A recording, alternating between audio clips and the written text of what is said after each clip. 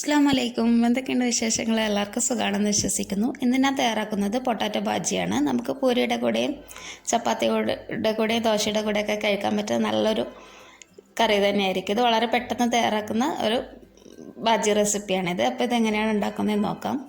ഇത് തയ്യാറാക്കാൻ വേണ്ടിയിട്ട് ഞാനിപ്പോൾ ഒരു പാനിലേക്ക് കുറച്ച് വെളിച്ചെണ്ണ ചേർത്ത് കൊടുത്തിട്ടുണ്ട്. സൺഫ്ലവർ ഓയിൽ വേണമെങ്കിൽ സൺഫ്ലവർ ഓയിൽ ചേർക്കാം. ഇത് നന്നായിട്ടൊന്ന് ചൂടായി വരുന്ന സമയത്ത് ഇതിലേക്ക് ചെറിയ കഷ്ണം ഇഞ്ചി ചതച്ചത്, ഞാനിപ്പോൾ 2 പച്ചമുളക് ചതച്ചത്, ഒരു 10 അല്ലി വെളുത്തുള്ളി ചതച്ചതും കൂടി ചേർത്ത് കൊടുക്കുന്നുണ്ട്.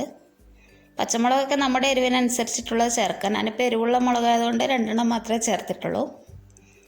ഞാനിപ്പോൾ എരിവ് കുറഞ്ഞ രീതിയിലാണ് കറി തയ്യാറാക്കുന്നത്. നമ്മുടെ എരിവിനനുസരിച്ചിട്ടുള്ളത് ചേർത്ത് കൊടുക്കാം. ഇത് ചേർത്തിട്ട് നന്നായിട്ട് ലോ ടു മീഡിയം ഫ്ലെയിമിൽ നന്നായിട്ട് വഴറ്റി കൊടുക്കാം. ഇതിൻ്റെ നിറം മാറി വരേണ്ട ആവശ്യമൊന്നുമില്ല. നന്നായിട്ടൊന്ന് ഇതിൻ്റെ പച്ചമുളകൊക്കെ മാറിയിട്ടൊന്ന് വഴന്ന് കിട്ടിയാൽ മതി.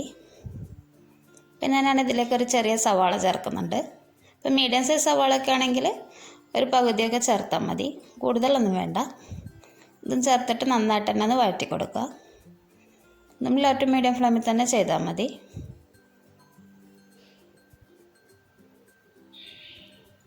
പിന്നെ വീഡിയോസൊക്കെ ഇഷ്ടമാണെന്നുണ്ടെങ്കിൽ എല്ലാവരും ലൈക്ക് ചെയ്യണം. നിങ്ങളുടെ അഭിപ്രായങ്ങളൊക്കെ കമൻറ്റ് ചെയ്യുക. റെസിപ്പീസൊക്കെ ട്രൈ ചെയ്യുന്നുണ്ടെങ്കിൽ ഫീഡ്ബാക്കൊക്കെ അറിയിക്കുക. പിന്നെ ഞാനിതിലേക്ക് കുറച്ച് മഞ്ഞൾപ്പൊടി കൂടി ചേർക്കുന്നുണ്ട്. വളരെ കുറച്ച് മാത്രം ചേർത്താൽ മതി. അതും ചേർത്തിട്ട് നന്നായിട്ട് തന്നെ ഒന്ന് വഴറ്റി കൊടുക്കുക. മഞ്ഞൾപ്പൊടി കൂടിപ്പോയി കഴിഞ്ഞാൽ ഒരു കറിയുടെ കളറൊക്കെ ഒന്ന് മാറും. പിന്നെ ഇതിലേക്ക് ഞാനിപ്പോൾ ഒരു ചെറിയ കഷ്ണം തക്കാളി ചേർക്കുന്നുണ്ട്. വളരെ ചെറിയ കഷ്ണം മാത്രം ചേർത്ത് കൊടുത്താൽ മതി. ഇതും ചേർത്തിട്ട് നന്നായിട്ട് തന്നെ ഒന്ന് വഴറ്റി കൊടുക്കുക.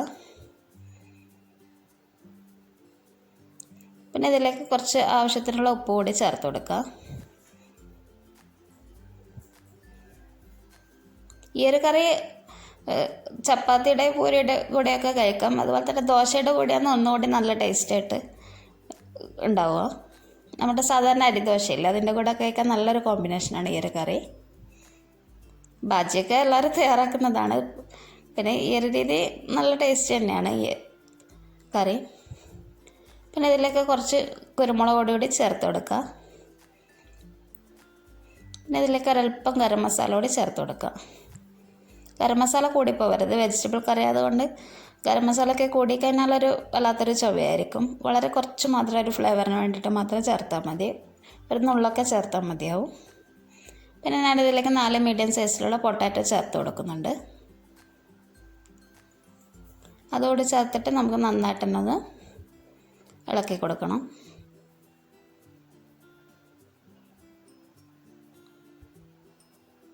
ഇത് ചേർത്തിട്ട് നന്നായിട്ട് തന്നെ ഒന്ന് ഇളക്കി കൊടുക്കുക.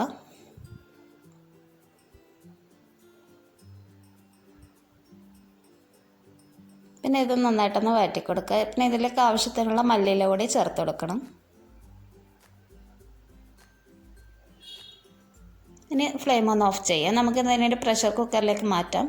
ഞാൻ ഇതിലേക്ക് ഒരല്പം കൂടി വെള്ളം ചേർത്തിട്ടുണ്ട്. ഈ ഒരു പൊട്ടാറ്റോയുടെ ലെവലിന് അനുസരിച്ചിട്ടുള്ള വെള്ളം മാത്രം ചേർത്താൽ മതി. ഉരുളക്കിഴങ്ങിൽ തന്നെ അത്യാവശ്യം വെള്ളമൊക്കെ ഉണ്ടാവും. അപ്പോൾ അതുകൊണ്ട് കൂടുതൽ ചേർക്കേണ്ട ആവശ്യമില്ല. ഇനി ഇത് നമുക്ക് പ്രഷർ കുക്കറൊന്ന് അടച്ചിട്ട് 1-2 വിസിലിന് നന്നായിട്ടൊന്ന് കുക്ക് ചെയ്തെടുക്കണം. ഞാനിപ്പോൾ 2 വിസിലാണ് വേവിക്കുന്നത്. അത് പൊട്ടാറ്റോയുടെ വേവ് അനുസരിച്ചിട്ട്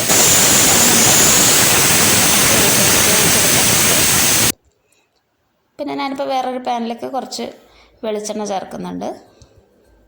ഇതിലേക്ക് കുറച്ച് കടുക് കൂടി ചേർക്കുന്നുണ്ട്.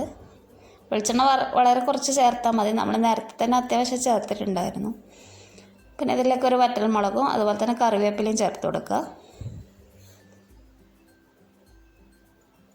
ഇനി ഇതിലേക്ക് ഈ ഒരു പൊട്ടാറ്റോ ചേർത്ത് കൊടുക്കുക. ആ ഗ്രേവിയോട് കൂടി തന്നെയാണ് ചേർക്കുന്നത്.